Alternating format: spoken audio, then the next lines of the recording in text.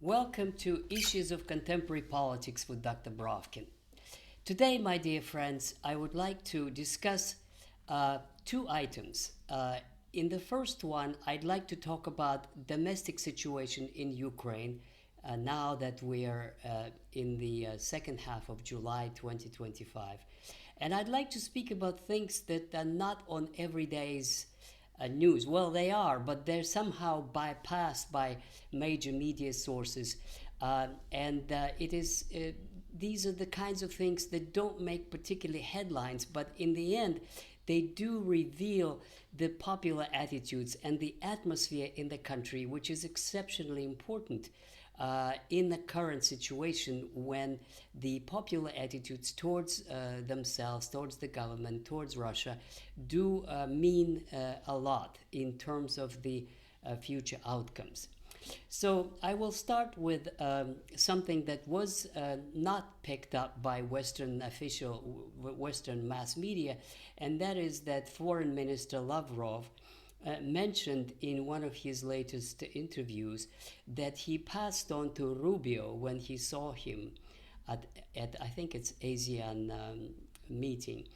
He passed him the list of sayings, of quotes from Mr. Yermak and Mr. Zelensky and several other top Ukrainian officials about their attitudes to the Russians, which they call Rusnya, which is a derogatory word, newly appeared, which is even hard to translate, but let it be just derogatory attitude to the Russians. So he passed that, and he didn't provide any quotes, but obviously it is very derogatory, and it adds up to a policy of discrimination against the Russians, not only in that officially Russian language is banned from use, although at least half of Ukrainians speak Russian and no other language, not only the assault on the Russian Orthodox Church, and the latest example was that the Patriarch of Russian Orthodox Church in Ukraine was denied citizenship, and that picked up the discussion of Ukrainian citizenship. And there was a very interesting discussion on that.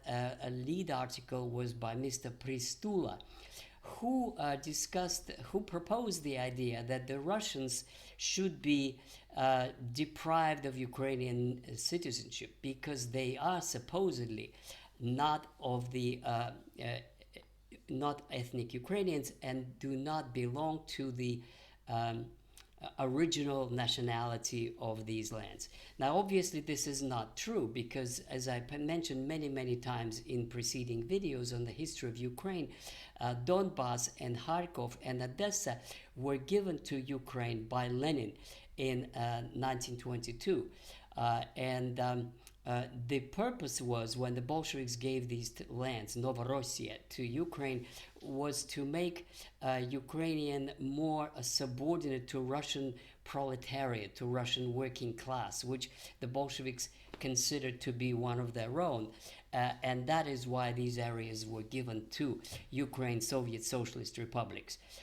In any case, the Pristula article suggests to deprive the Russians of the Ukrainian passports and nationality, and he cited the example of Latvia, where there is a category of non-citizens. Also, it's quite interesting that Latvia, a member of the European Union, has opened discrimination against its own citizens, and that is perfectly fine. Nobody thinks it's any violation of any human rights or anything like this. So Pristula suggested that Ukraine should do the same thing, that non-ethnic Ukrainians should be deprived, and given this document, they would be called non-citizen. The only problem that Pristula ran into was that non-citizens have no right to serve in the police or in the army. And that is perfectly okay with Latvians because they want to eliminate the possibility of Russians being in any state institutions. But for Ukraine, that's a big problem because since half of the population is ethnic Russians or more, if they don't serve in the army, that may create a problem that they will be very happy indeed not to serve in the army and would be happy to receive this document of non-citizen. So that creates a big problem.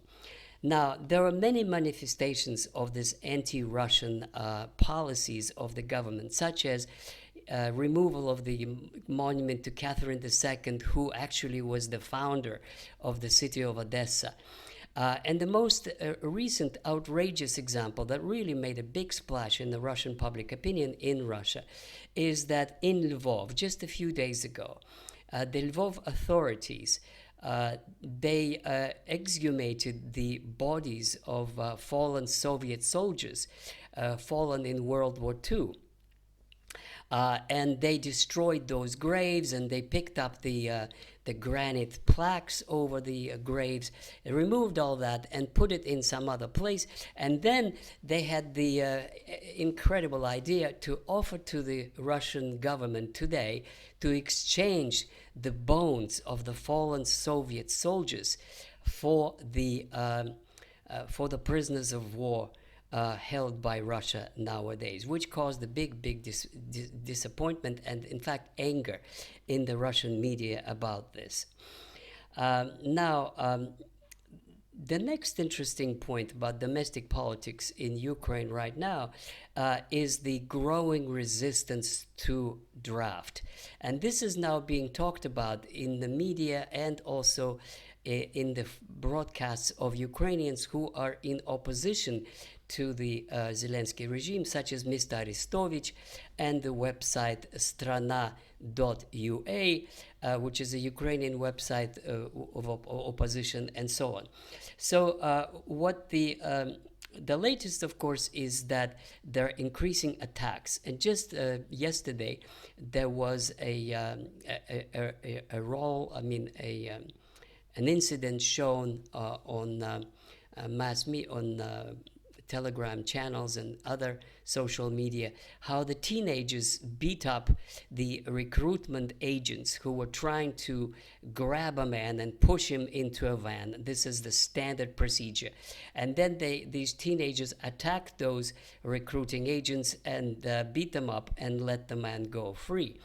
And then there are also increasing number of reports when the when the Ukrainians report to the Russians by a variety of means, from telephone to social media, the exact location of these TCK, as they're called, recruiting agents, buildings where these documentation is kept. And then the Russians bomb those immediately, very quickly. And that actually causes not the disapproval, but on the contrary, quite excitement and approval by the Ukrainians, which means for them a liberation from the track record of their and that means that the people celebrate the Russian bombing of the TCK, of the recruiting agents, because that means that they're now free, and it will take a long time to restore all the records and make them serve again. So these are the cases, and in that topic, there was another egregious event that took place over the last few days, was that the recruiting agency grabbed one of the men they thought was eligible in western Ukraine.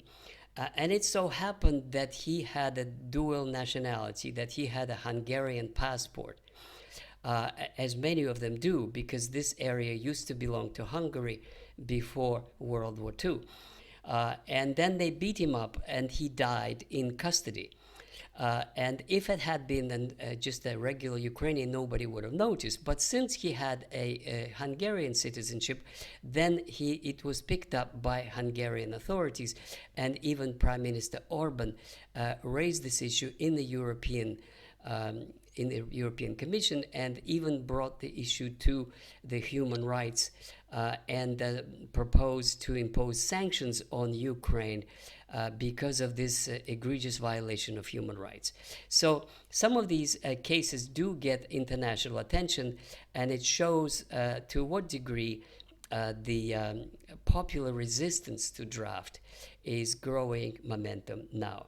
And finally, the last interesting last interesting moment about the about Ukrainian situation is that, as you know, I check regularly various Telegram channels and following developments in Ukraine, and I found a very interesting report from one of the major cities of Ukraine. I don't want to indicate which one because I don't want anybody uh, to be able to track the identity of these people. But this is what this man wrote, and I quote to you. As a person who watches the strikes from his house in the very center of the city, I can say one thing.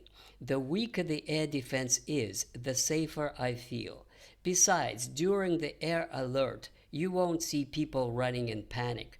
Although the absolute majority of people here are not happy about the attacks on military facilities and believe any lies that propaganda tells, they still subconsciously realize that the probability of becoming a victim of an attack is practically zero. Fewer Patriot missiles, fewer civilian casualties. Over the past 3 years, this simple theorem has been proven in practice more than a dozen times. So this basically confirms what I reported in the previous video, is that civilian casualties are few, and they're mostly are a result of the air defense Patriot missiles trying to hit Russian missiles, and the debris falls down, and when it does, it hits the apartment buildings or some other public places. But that the wide public, of course, prefers to not have any missiles flying over them, but they do not consider Russian bombardment dangerous in any serious way. Yes, and finally, I'd like to address another very interesting detail about domestic politics in Ukraine, and that is that over a long time we haven't heard anything from Mr. Medvedchuk. And then all of a sudden he appears again. To remind you, those who don't know who Medvedchuk is what they call in public media a pro-Russian politician in Ukraine. He was in custody and he was beaten and tortured, and then under the international pressure and I think Putin's personal intervention, he was released. And now one haven't heard from him in a long time, but now he made a public announcement and is beginning to play a role, and it does seem to indicate that one more time, just one more indication that Russian side, President Putin, will not have any dealings with Zelensky anymore, and that there will be cultivation of other politicians who could replace him at the appropriate time through the elections or some other agreement that Zelensky's term is over and that regime is not to be trusted or negotiated, yes, but not any deals concluded with them either. That is the situation in Ukraine for now.